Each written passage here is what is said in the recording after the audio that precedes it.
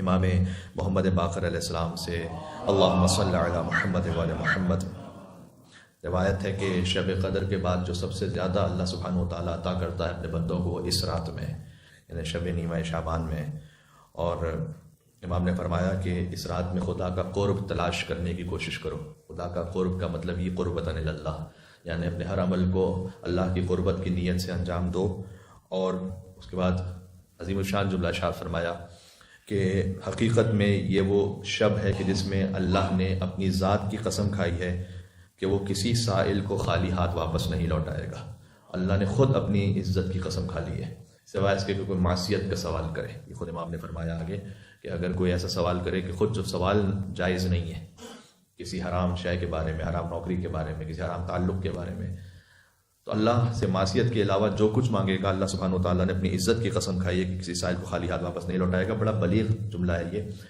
اس میں سائل کو خالی ہاتھ نہیں لوٹائے گا کا مطلب لازمی یہ نہیں ہے کہ جو مانگا ہے ایگزیکٹلی وہی شاید اللہ دے دے، بلکہ ہو سکتا ہے کہ اس سائل کے لیے کچھ اور اس کی حکمت کے مطابق بہتر ہو، تو اللہ سائل کو خالی ہاتھ نہیں لوٹائے گا.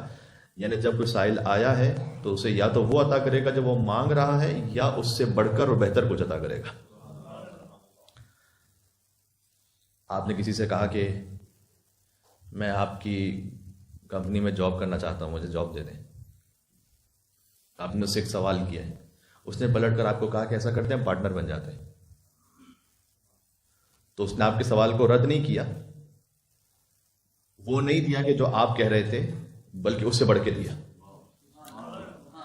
تو اگر کچھ اللہ سبحانہ و تعالیٰ سے آپ نے اس شب میں مانگا تو یا تو وہ عطا کرے گا جو آپ مانگ رہے ہیں، یا اس سے کچھ اور وہ بڑھ کر عطا کرے گا کہ جو آپ نہیں سوچ رہے ہیں، اور وہ اللہ عطا کر دے گا.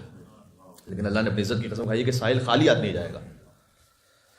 اور اہل بیت علیہ السلام سے یہ روایات بھی ثابت ہیں کہ شب قدر اللہ تعالیٰ نے رسول اللہ سے مخصوص رکھی ہے ان کی عظمتوں کے لیے، اور شب نیمہ شعبان اہل بیت کی عظمتوں سے مخصوص رکھی ہے. تو آج کی رات کے چند اعمال ہیں، ان میں سے ایک ہے غسل کرنا جو گناہوں کی کمی کا سبب ہے. البتہ اس کے بعد اگر آپ نماز پڑھنا چاہیں تو آپ وضو کر لیجئے گا. غسل رجا کی نیت سے کریں، رجائے مطلوبیت، اس امید پر کہ اللہ سبحانہ و تعالیٰ اس پر اجر عطا کرے گا. دوسرا عمل رات بھر جاگنا. کل بھی میں نے خطاب میں اس بات کو عرض کیا تھا کہ انسان کوئی اور کام نہ بھی کر رہا ہو، دعا سے عبادت سے آپ خستگی محسوس کر رہے ہیں، آپ کہہ رہے ہیں کہ بھائی فقط میں بیٹھا رہوں، کوئی معصیت کا کام نہ کروں، لیکن میں جاگ رہا ہوں، فقط رات جاگ کے گزاروں گا. امام نے فرمایا کہ جو آج رات جو اب آنے والی ہے شب 15 شعبان جاگ کر گزارے، اللہ اس کے دل کو اس دن زندہ رکھے گا جب بہت سے دل مردہ ہو چکے ہوں گے. تیسرا عمل، پہلا عمل غسل انجام دینا، دوسرا عمل رات جاگ کر گزارنا، تیسرا عمل زیارت ابا عبداللہ الحسین علیہ السلام نعرہ الصلوات اللہم صلی علی محمد وعلی محمد. شیخ عباس قمی جیسے بڑے محدث نے اس بات کو لکھا کہ آج کی رات کے بہترین اعمال میں سے یہ عمل ہے زیارت امام حسین علیہ السلام. کربلا معلیٰ میں 40 کے بعد جو سال کا سب سے بڑا اجتماع ہے وہ عاشور کا نہیں ہے بلکہ شب 15 شعبان کا ہے، اور خاص الخاص ایک اہتمام ہوتا ہے. تو گناہوں کی بخشش کا سبب بھی ہے زیارت امام حسین. اور پھر فرمایا امام نے کہ جو چاہتا ہے کہ 1,24,000 انبیاء سے مصافحہ کرے، اسے چاہیے کہ شب 15 شعبان زیارت امام حسین کرے. تو ایک عجب ہی تاثیر امام حسین السلام کی زیارت کی آج کی رات میں. اور پھر یہ فرمایا کہ زیارت امام حسین علیہ السلام جو کم ترین، اس کا آسان ترین طریقہ ہے وہ یہ ہے کہ اگر کوئی کربلا نہیں پہنچ سکتا تو پھر اضافی شرط ہے یہ کہ چھت پر جائے اپنے، یعنی ایک زیر آسمان ہو. اگر آپ زیر آسمان کر سکتے اس عمل کو تو آج کی رات کم از کم ضرور کیجیے گا اس عمل کو. اور داہنے باہنے نگاہ کرے. اس پر علماء نے لکھا ہے کہ یہ داہنے باہنے نگاہ کرنے کا سبب شاید اللہ سبحانہ و تعالیٰ نے اس عمل میں یہ قرار دیا ہے کہ سارا عالم مدیون امام حسین علیہ السلام ہے. داہنی طرف دیکھو، باہنی طرف دیکھو، امام حسین علیہ السلام کا کرم ہے. اس کے بعد آسمان کی جانب سر کو بلند کرے اور یہ کہ السلام علیک یا ابا عبداللہ، السلام علیکم ورحمۃ اللہ وبرکاتہ. یہ 2 جملے کہ امید ہے کہ اسے اس زیارت پر حج اور عمرے کا ثواب عطا ہو جائے. پھر 5 مختصر دعائیں ہیں کہ جو آج کی شب میں ہیں، وہ آپ مفاتح الجنان میں دیکھ سکتے ہیں.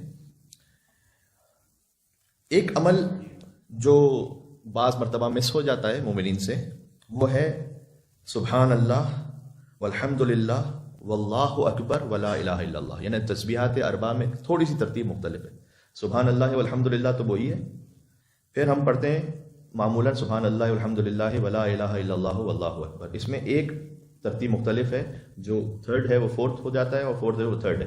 امام نے اس ذکر بتایا سبحان اللہ والحمدللہ واللہ اکبر ولا الہ الا اللہ، یہ 100 مرتبہ پڑھنے کی تاکید ہے کہ تمام گناہوں کو اللہ سبحانہ و تعالیٰ معاف کر دے گا۔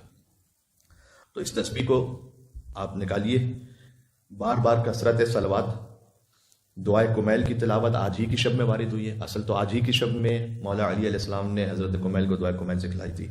آج کی رات دعائے کمیل کا پڑھنا، نماز جعفر طیار بہت ہی اہم عمل ہے آج کی رات میں۔ یہ چند اعمال تھے کہ جو ہم نے ذکر کیے۔